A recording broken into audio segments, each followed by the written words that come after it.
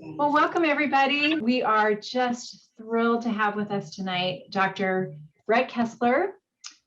Dr. Kessler is from Colorado. We met at an ADA Wellbeing Conference. And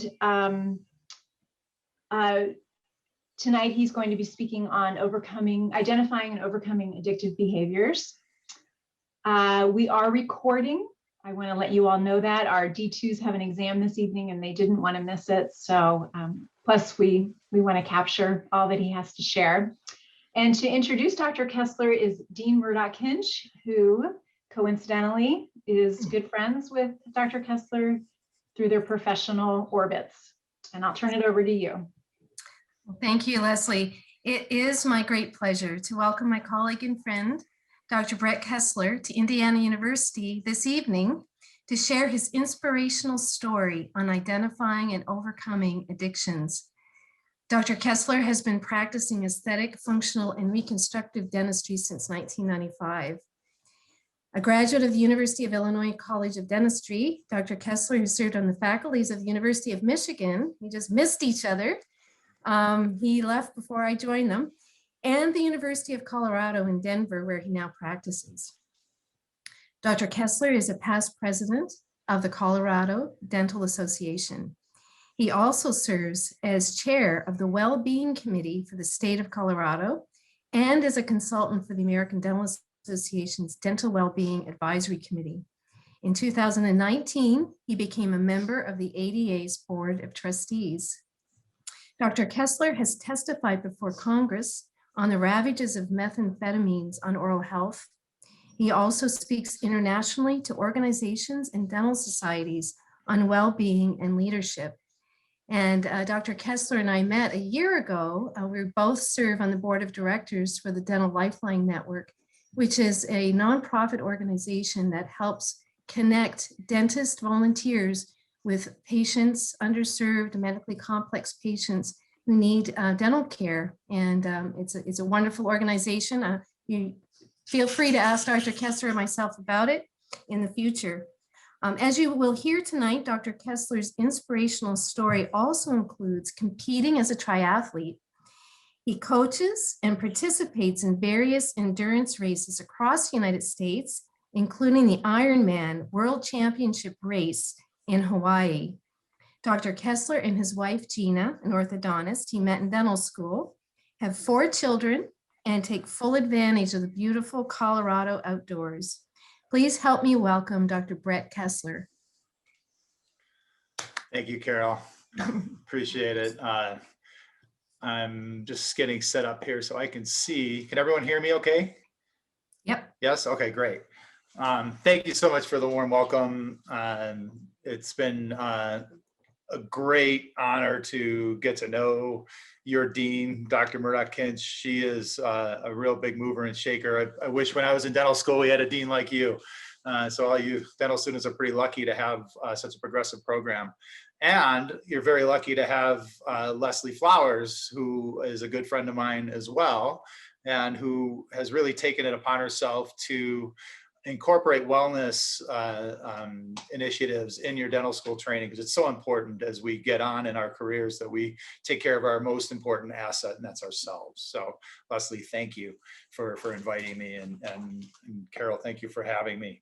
I owe a great deal of gratitude to the state of Indiana. My very first published article was in your state journal back in 2005, 2006, and it was about methamphetamines and how it affects the oral cavity. And then Dr. Mark Malat, who used to be at the dental school, I'm not sure he's there anymore, but he invited me out to speak. And that was my first speaking gig ever. And so from there, here we are, come full circle. I haven't been back since, and it's really great to be back. I'm not sure if my friend Dr. Chad Leidy is on the call. He is the trustee to the American Dental Association from your district, and he's in his first year, and it's been wonderful getting to know him too. I invited him, but I'm not sure if he's here or not. I can't see who's here, but anyway, so today let's talk about identifying and overcoming addictive behaviors. This is a talk for you. If you have any questions in the moment, please do throw them in the chat.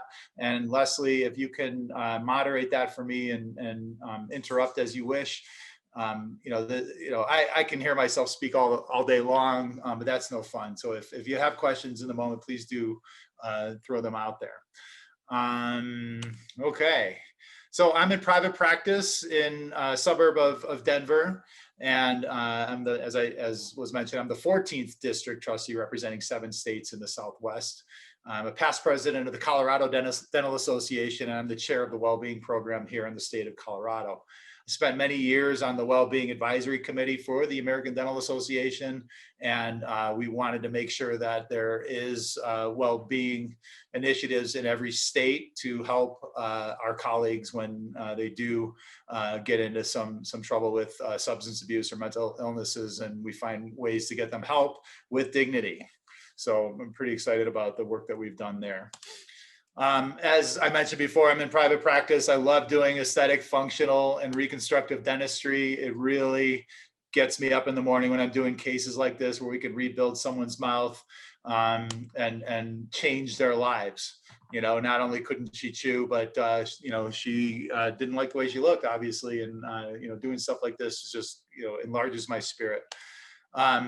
This is a talk not about dentistry. I had to throw teeth in there, but this is about behaviors, and my favorite, one of my favorite movies, Austin Powers, and he's got the best grill of them all. And it's funny, as I was putting this together, I usually do things on Keynote, but I've been switching everything back over to PowerPoint. So I was asking my daughter for help, and she's like, "Why aren't I in this talk?" So I definitely added her in. I don't know if you can see that. There she is. She's 15 and she just got her permit last week. And so that look of terror is real. And we've been driving ever since. And a lot of the tools that I'm going to talk to you about today, I had to use in the moment last Friday after she got her permit. And this is us driving. So anyway, want to have fun. I moved to Colorado from the Midwest. I grew up in Chicago, spent a couple years in Michigan, and I moved to Colorado in 1999 to play in the mountains. This is the Leadville Marathon. It's actually the finish, even though it's a starting line. You could tell how fast I am based on how many people are in the stands over there. Not very fast, but I have a lot of fun, and I like to play in the mountains. And as was mentioned before, I've done the Ironman World Championships in Hawaii the last 2 years, and something that really got to check some major life long bucket list items, and some of the best days of my life getting to do that. I have nothing to disclose. That was this slide. And let's get started. Sorry, my computer's been a little glitchy over the internet today. I'm not a Buddhist, but I love this truth, because I found over my career that in my life that life is difficult. Nothing worthwhile is easy in my life. And a mentor of mine named Jerry Groper, who is a dentist and now he's an addictions therapist in Florida, mentor of mine, he wrote an article about addiction in dentistry and how to treat the addicted dentist. And he's helped me out a lot over the years and has been a huge mentor. But he wrote an article where he talked about how hard it is to be a dentist, because we have to have the eye of a sculptor, the hands of a surgeon, the insight of a therapist, the knowledge of a scientist, the business or the financial acumen of a businessman. And in addition, if we're going to own our own practice, we need to be the chief executive officer, the chief financial officer, the chief technical officer. I don't know where in dental school I became the go-to person when the printers and the front desk don't work, but I seem to be that person. I need to be the head of production. I produce everything in my practice. Head of human resources. If someone's sick, I got to take care of that. Head of marketing, head of communication, head of community service, et cetera, et cetera, et cetera, et cetera. It's pretty stressful. And in addition to that, as a practice, so that was as a business owner, but as a dentist, we all know, and especially those of you in dental school, millimeters are miles. Okay, insurance reimbursements are decreasing. We're making less money while paperwork and administrative burdens are increasing.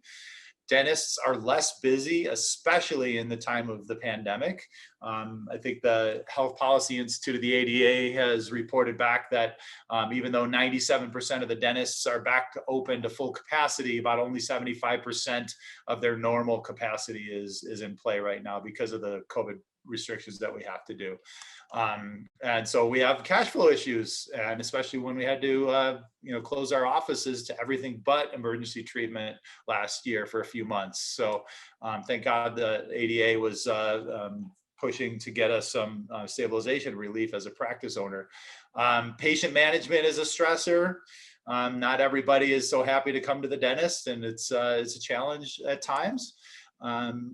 Pain is a big factor in dentistry. Patients, expect us to cause pain, which we really do sometimes, but a lot of times we don't. But the fear is there. And then we as dentists suffer a lot of pain, in our bodies, because dentistry is really hard. Being able to do things upside down and backwards, and I regularly see a chiropractor and a massage therapist to keep my body healthy and aligned. Staff issues are always an issue. Facility issues, when that you got that 8-unit veneer case that you want to do, and all of a sudden your handpiece is leaking all over the place, and you have to cancel it because you have to fix your unit. Social stressors, family issues, relationship issues, community issues. We have an upstanding reputations that we have to uphold. Student loans are huge. Limited job opportunities, especially coming out of dental school. There's not, we want this dream job, and we feel we should get it, but there are not a lot of those out there. And so there's a lot of stress involved in dentistry. And in dental school, it reminds me, I go back to my first year. I did very well in undergrad. I have a degree in biomedical engineering. So I knew how to get things done, but all of a sudden they threw us into art class. And I was like, I don't know how to use my hands, and I have no clue. And I ended up failing a couple classes my freshman year, one of them being morphology and occlusion. And I had to go to what I call wax camp over the summer, where we kind of hung around, shut off the lights and hung around Bunsen burners and sang Kumbaya as we waxed up teeth. And at that time, that's when I learned how to use my hands. But, they took the best of the best, and they threw us in art class, and we don't have much training in art class, most of us. There's ethical dilemmas in dental school. I've heard of, I'm not saying this is Indiana, but I've heard of cheating scandals. Our boards, our patient boards, truly ethical. All sorts of things that we have to, that bother us while we're in school. Relationships are tough in school because we're focused on going through our program, and there never seems to be enough time to get everything done. We've got tests, we've got lab work, we've got patient care, we've got to read all this, we've got to do reports. It's paperwork, blah, blah, blah, blah, blah, blah, blah. It keeps going and going and going. And then the big one for us is that the feeling of not being good enough. We're thrown into to these clinical scenarios, and we're expected to be practicing at the highest level right out of the gate. And, there's one or two people in my class that were lab techs before. So they were, pumping out, lab work like it was nothing. What took me 8 hours to come up with a barely passing grade, they were finishing in 30 minutes and getting A's. And so there was always this feeling of not being good enough. I was in dental school now. I don't know if I could have gotten into dental school in today's day and age, because it is so competitive. I think the smartest of the smart come to dental school over medical school, because we got a great lifestyle. We can live and enjoy life, where physicians seem to have much less, even though all those stressors I just mentioned, they have a lot less serenity, it seems. But anyway, the best of the best are now thrown into a class where everybody is pretty much used to getting straight A's and maybe a B here and there. Everybody's the same. All of a sudden you're average. So instead of being at the top of the curve, you're in the middle of the curve. And so, that's not, always the easiest thing to accept as a dental student. And in my years of teaching, I've seen that stress be a really big deal in the dental students that I've been involved with. So how do we deal with it? We put on these masks. We have different masks for different scenarios, and we face the world. How are you doing? I'm fine. I'm good. I'm great. Everything's fine. And so we don't really, have the ability, many of us, to express our true feelings of what's going on. And eventually it comes to a level of panic, and we end up with burnout. It's really, really sad when I see dental students in the burnout phase. But it happens, and you can overcome that, and we'll talk about that. Please do not press the red panic button. Take a breath and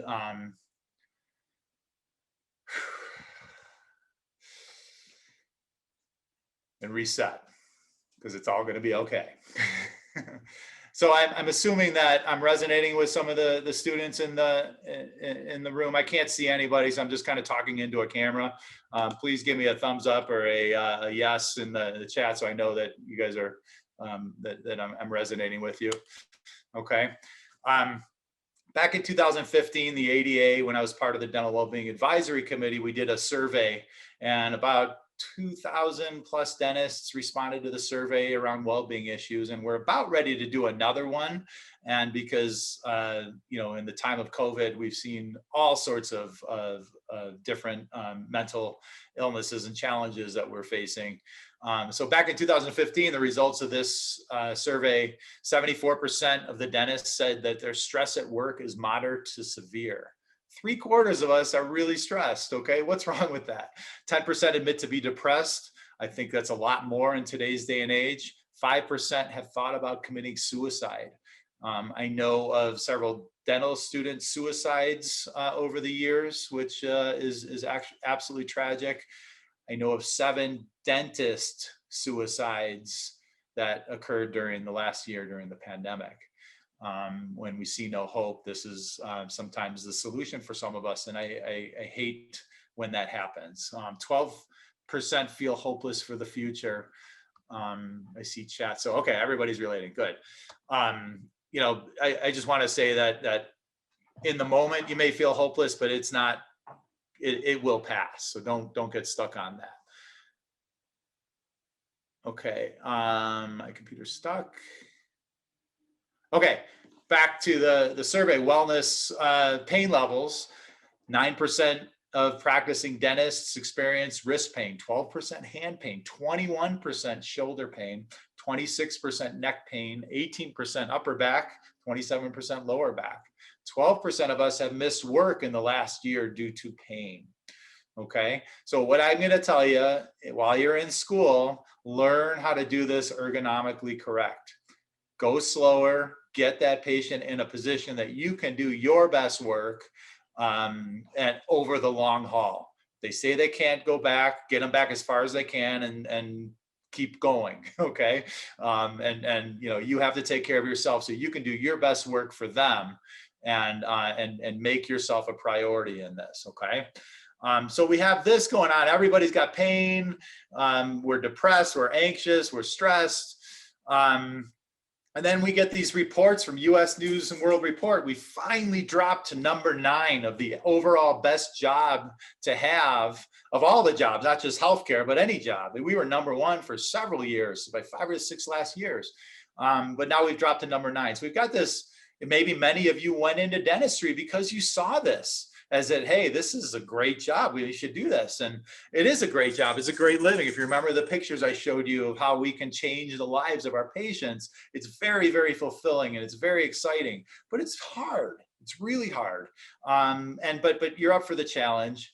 And so we have this expectation of it being the best job. So we should be just, have this license to print money and be happy and skipping and everything's rainbows and unicorns. And it's not, it's hard work, but it's very fulfilling work. And if we take care of ourselves, it's that much better.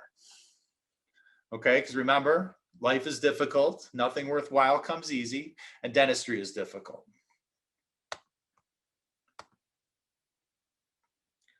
So to deal with stress, we develop coping mechanisms. Many of us have coping mechanisms that we picked up from very early on in childhood. If we suffered any kind of trauma, we learned how to, we use these coping mechanisms to get through it. And in high achieving adults, these coping mechanisms really do portray themselves in self-sufficiency and hard work. And we see that as a commonality, especially in dental students, especially in dentists. And so we like to overcome challenges ourselves because we've been so successful doing it on our own. But sometimes we need to ask for help. Okay. And so in that same survey, 27% of us sought professional help, counseling, psychotherapy, psychiatry, where medication was involved for personal problems, which is awesome. Okay. Throughout my career, I have sought help through the psychiatric services and psychological services to help me get through challenges that I wasn't getting through on my own. The hard part about this is 43% of us think we can solve our own problems on our own, and there's no need to seek help. We dentists are fixers. We like to fix things, and we work in this little small area, and we know if we do this, this, and this, we'll get this result. And so we don't always feel comfortable asking for help. And so a lot of us, even though we think we're getting through with our challenges, what we're really doing is sticking our head in the sand. And sometimes that works, but a lot of times it doesn't. So why is it so hard for us to ask for help? The first thing that I come up with is fear of looking bad, fear of getting in trouble, fear of what if there is no help for me, and what if I'm alone, that I'm terminally unique about this. And so that's something that really has to be looked at carefully. And is the fear real? We're totally self-sufficient, as I said. Why would we ask for help when we've never had to ask for help before? We've gotten through every challenge. We've gotten into dental school. We're the best of the best. Why do I need to ask for help? I've always accomplished things on my own before. It's a sign of weakness. We think if we're asking for help, we're actually looking weak, and it's actually a sign of strength. And then we have, as high achievers, we have this perception of being perfect, and any sign of weakness, again, is a blow to our ego, and this could be very dangerous. I'm here to tell you, 25 years into practice, I've never done a perfect case in my career. Okay, even though my margins are closed on my crowns, radiographically, there's still a 50 micron gap, and which is a garage door for bacteria to get in. There is no perfection in dentistry. I actually learned throughout the years that I'm some level of human, and in my humanness, I have imperfections, and I am totally comfortable with that. Okay. A lot of us, though, turn to coping mechanisms such as this. And, we may, and this is an exaggerated, ugly slide, but, some of us have a drink after work to unwind. Unfortunately, some of us have a drink before work to help us get through the morning, which is, a sign of a problem. Some of us have diverted drugs from our patients. Some of us have shot drugs. Some of us have, worked impaired. Some of us have, developed addiction and substance abuse disorders that can really not only ruin our careers, but ruin our lives and the lives of everyone around us. And so this is a coping mechanism that we have to really be careful about. 10 to 20% of all humans will develop a substance abuse disorder some point in their lives. And remember, I told you, we dentists qualify as humans. Okay, so we are in this category. And so I'm not sure how many people are on this call right now. Leslie, how many people are here? Can you tell? About 35. About 35. So 3.5 to 7 of us on this call at some point may develop a substance abuse disorder in our careers and our lives.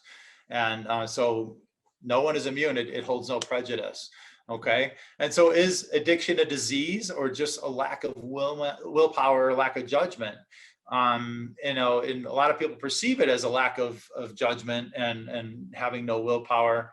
But it may be that at first, but at some point, our brains get rewired by the substance, and it becomes an actual brain disease. I know we focus on this part of the head, but looking up at the brain is where we have to look right now, because it is a disease and it is treatable.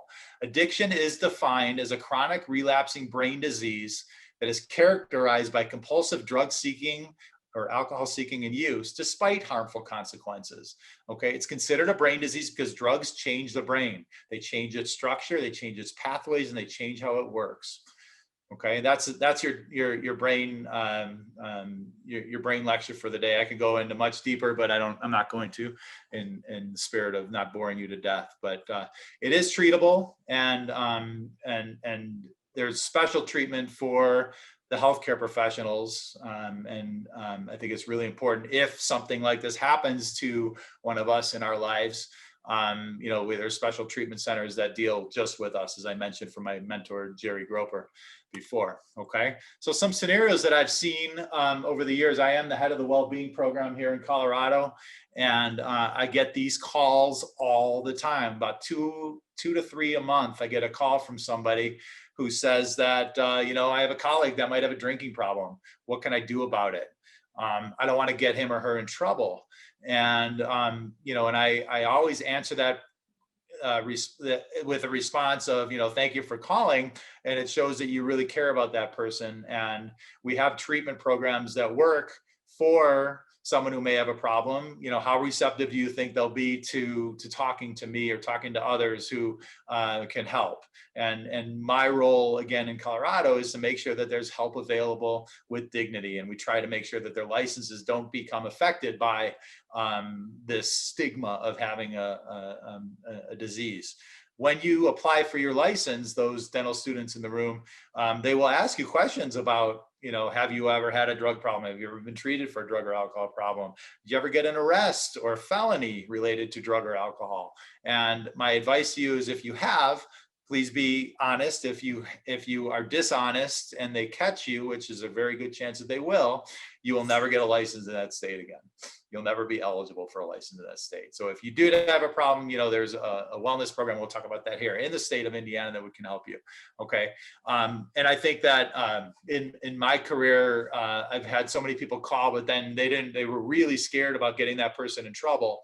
And so they decided not to go through with telling me who that person was. All calls that I get are anonymous. And, there was just too much fear of getting that person in trouble. And, a couple of years later, I hear about that, a dentist who got arrested for, writing 400 fraudulent prescriptions for Norco, dentist for reusing needles because he was impaired while he was working and didn't know he was reusing needles. He wasn't a bad person, but he was doing bad things. And both those scenarios, those friends of mine are never going to practice dentistry again, which is really sad. So they may seem like they're getting in trouble at the time, but what you're really doing is saving their career, but more importantly, you're saving their lives. So if you have a colleague that you're concerned about, please tell him you're concerned about it, and tell him or her you're concerned about it, and seek outside help if necessary, especially if it continues. Okay, if you haven't caught on with this, I am sober from a drug and alcohol problem. I got sober October 21st, 1998. What my bottom was about as low as I ever wanted to go. But I lived in Michigan and I drove home to Chicago. I called a drug dealer that I knew. I bought a large quantity of drugs and I went home to Chicago to attend my best friend's mother's funeral. And when I picked up the drugs, I never made it to the funeral, and it was not a good thing for me. And my pride was just beat up, and I went to rehab, and I found a way of life that I'm able to talk to you and tell you I've had a really successful career. I've had a really successful life, and I've been able to do things beyond I've ever would have imagined, because I was given this opportunity. But I heard a lecture such as this when I was in my GPR residency at Northwestern, where they talked about that every state has a well-being program and they can get you help with dignity if you're struggling. And kept me out of the punitive measures that the licensing boards have. So and I was in the big state of denial, though. I didn't think I really had a problem, and I was doing triathlons at the time, and the slide didn't come up. Sorry. Oh, there it is. I was doing triathlons at the time, and I thought that if I could do a triathlon, I can't be a drug addict or alcoholic, because drug addicts or alcoholics don't do triathlons. And so that was in 1993. You can tell how old I am. The ADA Code of Ethics states that it's unethical for someone to practice impaired, and it's unethical if you know somebody is practicing impaired, to allow them to do that. And they encourage, the ethical statement encourages you to, if you know somebody who's practicing impaired, to call the well-being program and ask them to get involved. And so it's not only for that one person's license, but more importantly for the patients that they're treating, so that the patients are being safe. So it's really important that you guys understand that. The Indiana Dental Association has a well-being program, and it's run by Dr. Candace Backer and Dr. Steve Pritchard. And I'm not sure if they're on the call. If you are, thank you for coming. And they can be reached through the Indiana Dental Association website. There's a phone number here and a confidential email that you can contact them. Okay, this will be recorded if you need. We can send this to you later, but it's a wonderful program. And they give resources to help our colleagues get help with dignity. They take people who volunteer. They also take people who are board ordered. It's anonymous. They provide outreach through study clubs. I know they're putting a dental journal together that will come out this fall that deals just with wellness and well-being, not just addiction, but overall holistic wellness, which is really important, and everything is confidential. So please call if you know of anybody. If you, as a dental student, you know you may not practice in the state of Indiana, you may move on, but just know every state has a program. If you don't know where to find it, contact the American Dental Association, and they've got a list of all the programs and the contact people. And again, every state has it where you can call with and get help confidential. This is when, as part of the Dental Wellbeing Advisory Committee, we had been trying to get into dental schools for years. And some dental schools were really open to allowing us to talk and share stories such as this to the dental students. Some were not open to it at all. And when Joanne Lee died, Joanne Lee was the national president of ASDA. She went missing, and she ended up, committing suicide. When she went missing, we said, we demanded to the dental students, we went to ADIA, went to the Association of Dental School Deans, and said, we need to be in every dental school to share our stories, because one is too many.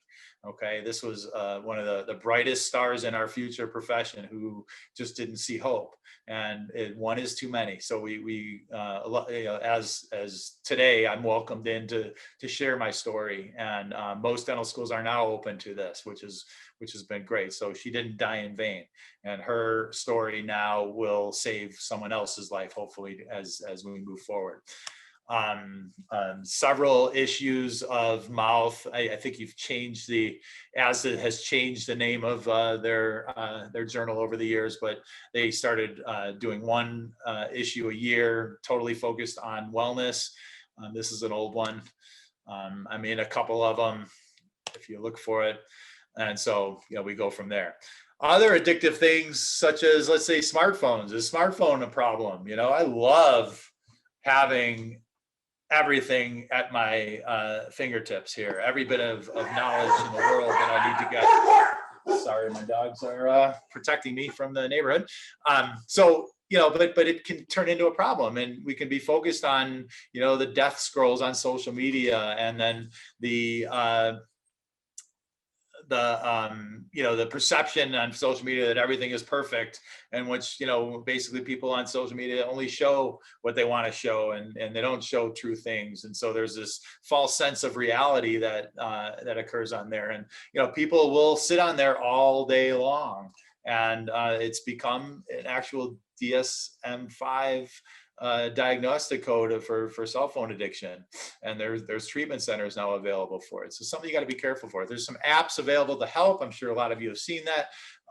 Apple now has a screen time app, a wellness app on it to tell you how much time you're actually on that stupid thing.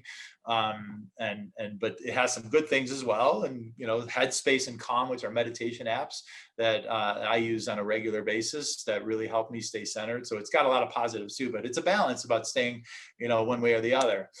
Different addictions, gambling, spending, debt, eating, sex, pornography. I've seen all of these not only in colleagues of mine, but I've seen them in dental students as well. And we've treated several dental students for these disorders in addition to substance abuse disorders in the state of Colorado. And they are practicing in wherever they are, and they're doing great. So they sought help early. Sometimes it was by self-admission, sometimes it was by force, but either way, they were given the opportunity to get better. And it's really great to see.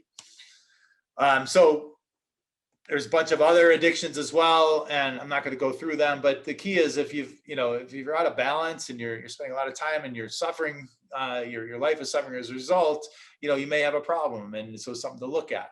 So how do we manage the stress and avoid the burnout? As I mentioned before, I use the Headspace app. I think as dental students, you might even get it for free. If not, it's like $50 a year, but it's really worth it. You can find plenty of things online, guided meditations, or just actually sit and meditate without any kind of electronics. It's kind of cool. I journal on a regular basis. I am very vigilant about my sleep. As an athlete, I need to get my rest. And so I have to be ready not only to do my workouts the next day, but I have to be ready to work and show up as my best self for my patients. So I'm very vigilant about my sleep time. I eat very well. For the most part, some days I don't, but for the most part, I try and eat very balanced. And I try and maintain a sense of fitness that is reasonable for me, which may be unreasonable for you, but it's reasonable for me. I try and set realistic expectations of what I can actually accomplish. And when I'm meditating and I'm journaling, I can, kind of look, especially if I do it in the morning, I look at my day ahead of me and I see what is really feasible. Is this all going to fit in? And sometimes no. And when it is no, I have to, have the courage to change my plan and take some things out. Because I always find time to catch up, and I look at what's most important. For me, the most important thing in my life every day is making sure my recovery is focused first, and everything else comes after that, and everything always falls into place. When I'm feeling stressed, I ask for help. And not only do I ask for help, but the key is I listen to those I'm asking on the advice they give me. So many of us will ask and then not listen. So please do that. And then how, how do you eat an elephant? I'm sorry, back up. Sometimes it's overwhelming. But what can I, how do you eat an elephant one bite at a time? So I say that, but I look at, well, what can I do in this situation right now that would make the most impact? And I know I can't get the whole thing, but what can I do right now to help push me a little bit forward? And eventually, if I keep doing little things turn into great achievements. And so when you're in that mode, slow down and see what can I do right now that will make the biggest impact. Someone asked me, I lost it, about something about my addiction. I don't know how to get back to the chat again. How did I realize I had a problem? It was pretty easy to realize because I would disappear for days on end on drug and alcohol binges. And I managed it, and I never suffered consequences. When I started suffering consequences, that's when I knew I had a problem. And that seed was planted back when I was in dental school, in my residency, that there's help available. And I sought further, I made that phone call and I listened to what they said. I hope that answered the question. There's a continuing education continuum called the Pankey Institute. And, God knows that you are at the absolute very best dental school in the country at the University of Indiana, and you are getting the best education possible. But I'll tell you, when you graduate, I always tell my graduating seniors that the education has just begun. You never stop. And so I've been a real big student of continuing education and student of the profession. And at some point, maybe, I call it the practice of dentistry, because again, it's not perfect. I practice it every day to the best of my ability. And one day I'll achieve mastery. But one of the continuing education continuums that really resonated with me was the Pankey Institute down in Key Biscayne, Florida. And Dr. Pankey was not only a revolutionary in the field of dentistry, but he studied a lot of philosophy, and he came up with this Pankey cross. And in order to find happiness, you have to balance work with play and love with worship. And he also talked about knowing yourself, knowing your patients, learning more about how you react to different situations so you can show up as your best self. And so I highly recommend not only learning when you get out of school, how to do better preps, the new materials, et cetera, new implants and things like that, but work on the soft skills too, work on the personal growth things too, so you can show up as your best self. I saw another thing pop up in the chat. Earlier you mentioned you help people with food addiction. I was wondering what your biggest advice is someone who struggles with this. Seek outside help. Food addiction is one of the hardest addictions to overcome, because me as a recovering drug addict and alcoholic, I cannot I can stay away from my drugs. As a food addict, you can't. You need food to sustain you, and so it's mindfulness is a big part of treatment of a food addiction. But doing it alone is practically impossible. So get involved with a group, OA, Overeaters Anonymous, things like that, peer groups, counseling, et cetera, to find the root cause. And then it's something that you have to be mindful of the rest of your life. And so things like meditation, journaling, some of the tools that we talked about before are key in any kind of a behavior that you want to change. And the brain, as we talked about before, does change with our, with our addiction. It can also change with our recovery, and new pathways can be forged that are positive pathways, but it doesn't come on its own. It comes with hard work. And so that's where the journaling, meditation, and intentional stuff really does play. Sorry, there's another chat. Oh, you're welcome. Okay. So back to the Pankey cross, and then you need to find some sort of balance in your life. Come on. This is my wife and I. She's on the bottom. No, I'm just kidding. That's not us. But balance is key. And, I find that whenever I am out of balance, if I'm playing too much, my work is suffering and I'm not happy. And I'm wondering, why aren't I happy? I have to look at this. Am I spending too much time playing? Am I spending too much time working? Because I will do either. I'll do both. Am I spending too much time trying to grow my spirit? Am I spending too much time doing acts of love? And so I try and find a way where I can rebalance it when I get off base to get back in that happy mode.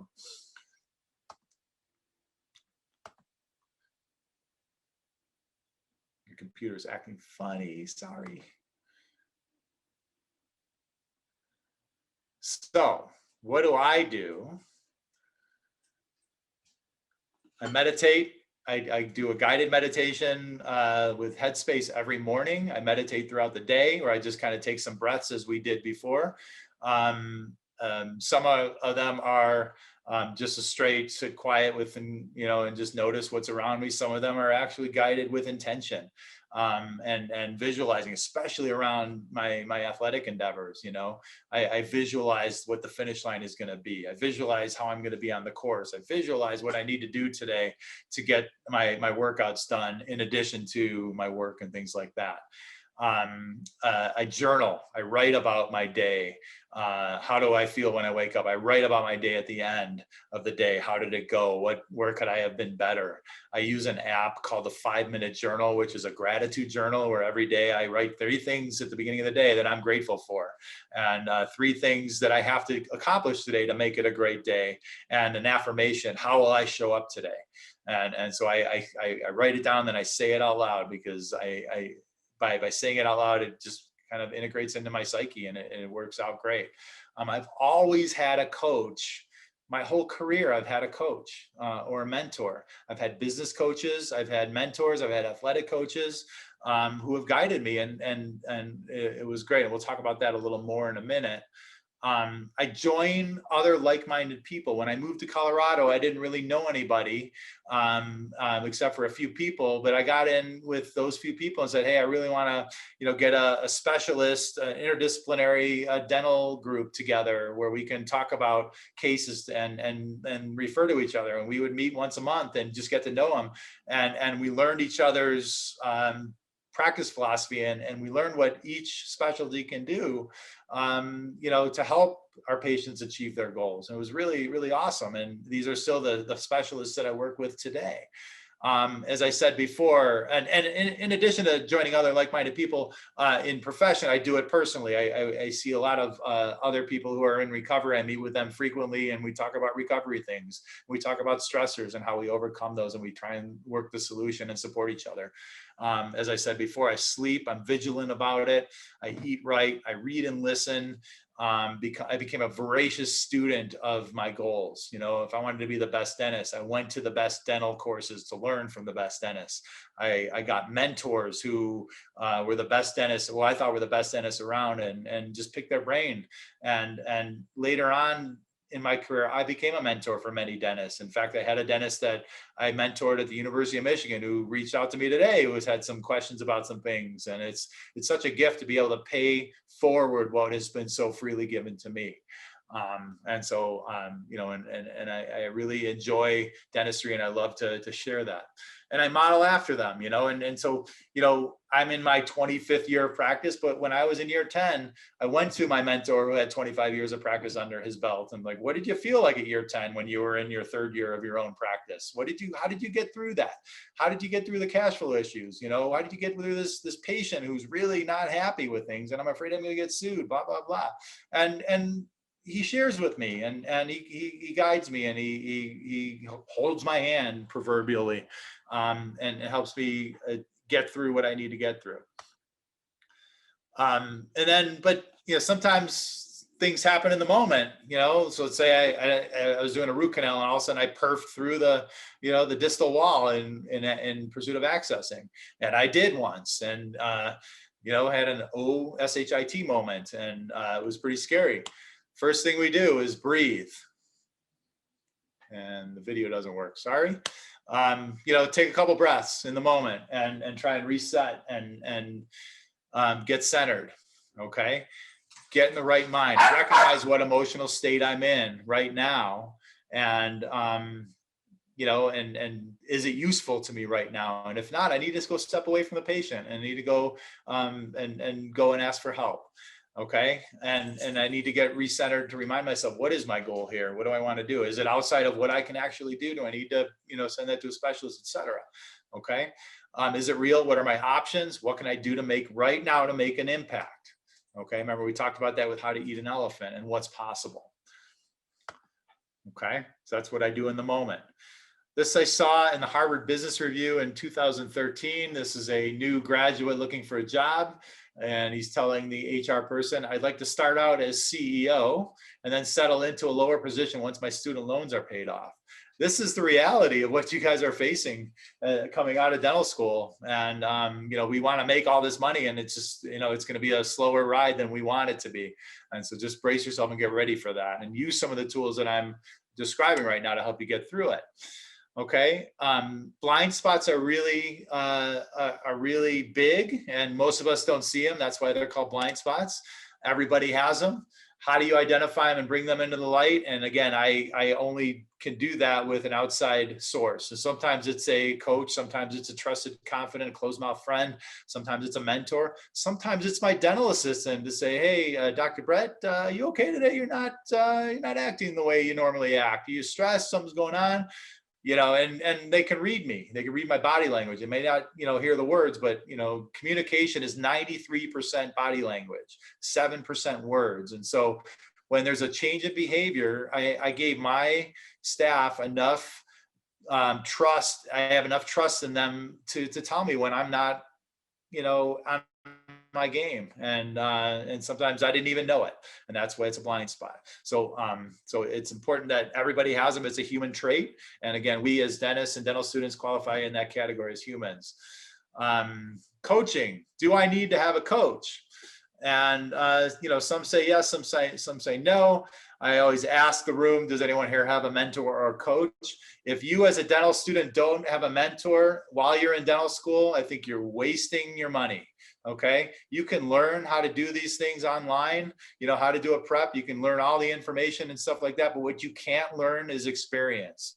And so having a mentor while you're in dental school is key. When I was in dental school, even though I was an active alcoholic in dental school, I was able to manage, but I had mentors, and I went and visited these dentists in the community to keep the light shining at the end of the tunnel. So I knew that there was, hope at the end. And I picked their brains. What was it like in dental school? What was it like early? So take advantage of your instructors, take advantage of your community dentists while you're in dental school. And it might even lead to a job when you get out. So, take advantage of that. The best, this is my two biggest mentors. I'm the guy in the orange, obviously. The guy in the white, that's my dad. And he was my biggest mentor. And my dog, my other biggest mentor. My dog taught me so many things about unconditional love and experiencing life in the moment. Because that dog, even though I'm gone for most of the day, when I come home, that dog is there ready for me to play with him, and he doesn't care. He may be mad in the moment that I'm not there, but once I'm there, he's like, he doesn't hold grudges and he's ready to go. But the best athletes, singers, musicians, marriages, CEOs, and dentists all have coaches. Why not you? Okay, this is because we're so self-sufficient and so in the moment. My dog just came out to me because he heard me talking about him. We need to have, if we want to be the best, we need outside help sometimes. And these coaches, these mentors, oftentimes see things in me that I don't see things in myself, and they encourage me to grow in those areas. So I would encourage you to look at that. Okay, some key questions in your state right now. Do we live to work or do we work to live? Okay, and in dental school, sometimes we have so much to do. Sometimes we're pulling all-nighters to get it all done, to be ready for that test tomorrow. If you don't get that A, it's okay. In my 25 years of dental experience as a dentist, no one has asked me where I graduated in my class. I was 12th, by the way, but no one has asked me. No patient has ever asked me. They never asked me where I went. Some maybe have once or twice, but they don't know. Okay, they know that they trust me because such and such sent them there. Okay, so sometimes being overwhelmed and having too much to do and pulling an all-nighter isn't worth it. Structure your work to support your life, not the other way around. Try and find balance. Okay, in dental school it's hard because there's so much that's asked of us, but it doesn't get any different when you're in practice. And so take time for yourself. Spend time doing things that excite you. Okay, when my first business coach, I opened up a practice from scratch in a new neighborhood in Denver when I was 8 years into practice, and it was a brand new practice. I started with 0 patients at all, and I was working with a business coach to help me with my business plan and to set up systems and structures. He was not a dentist, nor had he ever coached anyone in the dental profession. He was a business coach, and I didn't want a dental coach because I wanted a different type of practice. I wanted to run it like a business. And so the first thing he made me do before I even had a single patient on the calendar was to block out 6 weeks of vacation in the first year. I was like, what? I can't do that. I'll never be able to afford it. He's like, if you don't do that, I'm not working with you. I'm like, okay. And remember, we asked for help, but then we have to listen. And so I listened. And those 6 weeks were so pivotal for me in that first year. And that week of production that I desperately needed, of cash flow, when I came back to work after the week off, I was energized, and I more than doubled what I would have gotten from missing that week. Okay, so financially it worked out, not even as a double, but it was more than double. Every time I took a week off, I more than doubled the next week. So it wasn't as if we lost any revenue. During the pandemic, check this out, 3 months off from active practice. We were there for emergencies, but from active practice, we were up 15% this year over last year. Okay. I'm going to take 3 months off every year. if it goes like that. And so because I take time off to recharge myself, I can be better when I'm pursuing my goals at work and helping my patients. Okay, big lesson I learned. You are your most valuable asset. As I said before, take the time to take care of yourself. Stephen Covey's book, 7 Habits of Highly Effective People, is very, very impactful to me. And it talks about, what is truly success. Sharpening your saw is what I described before. Take a week off to recharge your batteries. Find ways to recharge your batteries on a regular basis. So, his analogy was, he had in the Pacific Northwest, they had the saw cutters, one at each side, and they had 2 guys that were the fastest, strongest in the world, and they just kept going and going and going. And then there was another team that spent an hour sharpening their saw every hour, or every hour of every day, and they outperformed the ones that were just keep moving. And so find ways to recharge your batteries. Okay. The downward spiral in this can be insidious. You won't even know you're in it until it's too late. Okay. But when you take care of yourself, the upward spiral can and will give you a life and career that is beyond your wildest dreams. You will overcome challenges that are going to come in your career, and you'll overcome them, and you'll be better for it. You'll be resilient, and you'll be wise, and you'll have knowledge, and you'll be able to show everybody that you can overcome things. Just like I mentioned with my addiction, it gave me my addiction. While I was in it, I was locked up in my head. I was a slave to the drugs. I was a slave to the alcohol. And when I got sober, I felt free, that anything was possible in life. And I had a life that I could create to the best possible life available for me. And so I did that.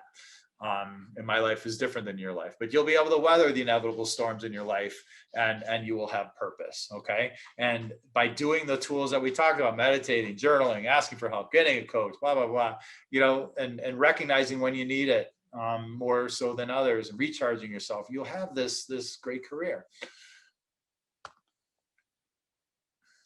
Okay. As we all know what this is, Rubik's Cube. I learned when I was a kid, when it first came out, I was like 10, 11 years old when it first came out, that there are systems in place to unscramble a Rubik's Cube puzzle. And so these systems that I described will unscramble your brain and give you very clarity. You don't have to, a high level of clarity. You don't have to move to Colorado and stand and sit on top of a mountain to meditate to find that clarity. You can do it right in your own home. Okay, but there's systems, and some of those tools that I described are the systems.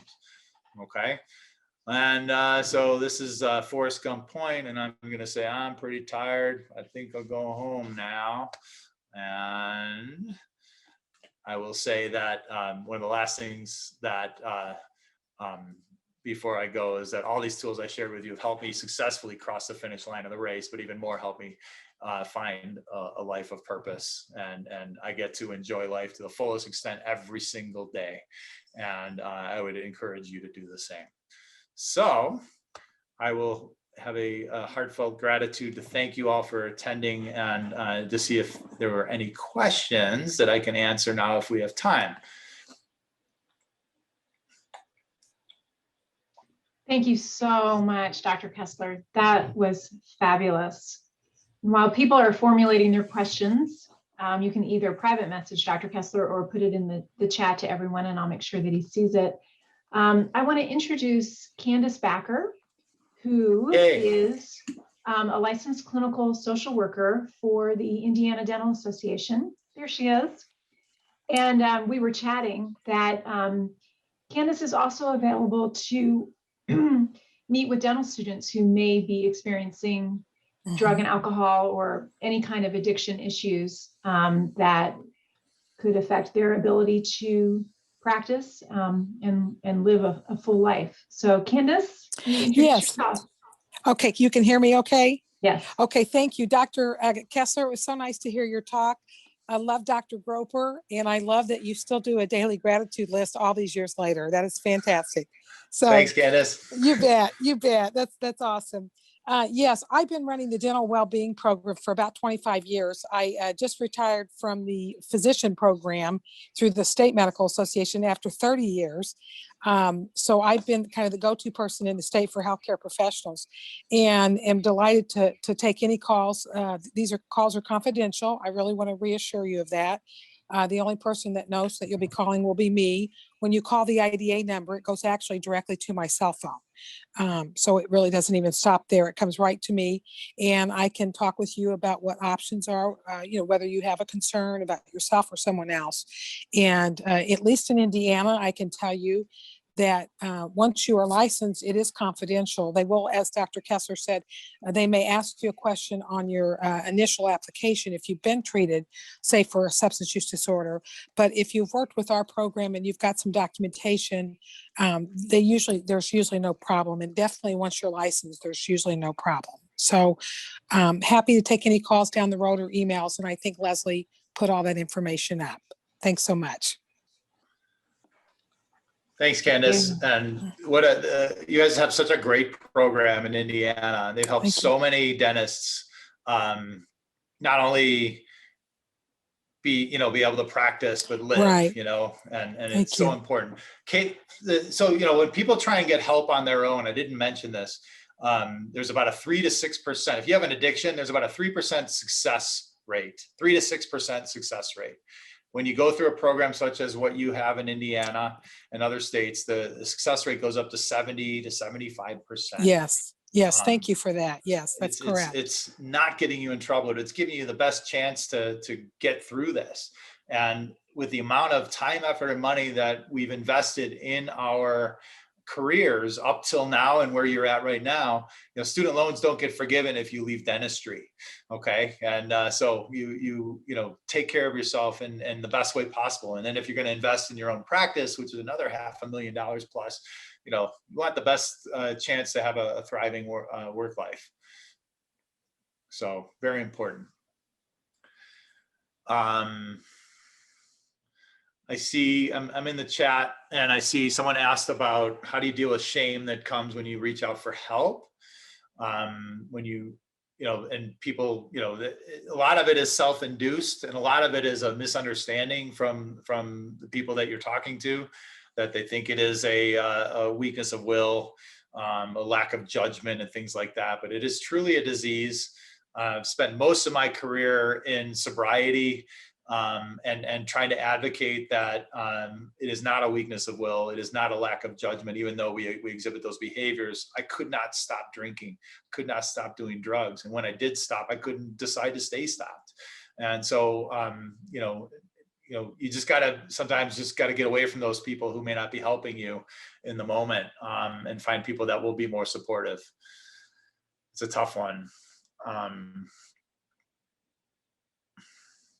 How can I find a mentor? I'm an international student and new to the school, so I know very few people here. This is an opportunity for someone to get out of your comfort zone a little bit and stretch your goals a little. And if you have an instructor that really inspires you, talk to that instructor after class and ask them, what you should be doing, and can you help them privately and things like that. I don't know anyone who works at a dental school that will say no to that. We don't work at dental schools to make millions of dollars. Trust me. It's about making sure that you as a student thrive. And so and I know when I was teaching, when students would ask for help, those are the ones that I spent a lot of time with. The ones that knew everything already, I didn't spend a lot of time with. They didn't need me, they didn't want me, and that's okay. I have a limited amount of time and effort and energy, and I'm going to put that effort towards the ones that really want the help. So someone is offered to be a mentor. My contact information is also up there too. You can contact me anytime about any questions, now or in the future. Please don't hesitate. Let me see in the chat if there's anything else that I missed.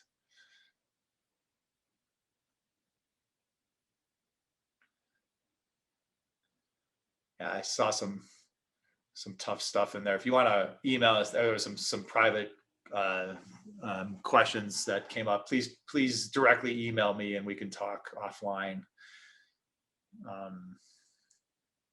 Good. Anything else? that I missed? Okay. Well, I hope this hour was useful for you. I know many of you may not, experience some of the problems I do, but you will experience some challenges in your career. And again, it's a human quality, and it's part of the human experience. And so please, if nothing else, please reach out for help when you're in a bit of overwhelm, because what we can't do alone, we can definitely do together. So thank you. Thank you. Thank you, Dr. Kessler. Really enjoyed your talk, and I think that this is great information for everyone who's here. Thank you again. It's wonderful to have you. For those who can, let's give him a big round of applause. Wonderful, wonderful information shared. So thank you. And you have Dr. Kessler's contact information. We are just so honored that you spent the evening with us, sharing just such an inspirational story and so many resources. So thanks again. It's my honor. Thanks for having me, everybody. And good luck, and stay healthy, stay well. We're getting through this. Okay. Take care. Take care. Good night, everybody. Thank you for coming.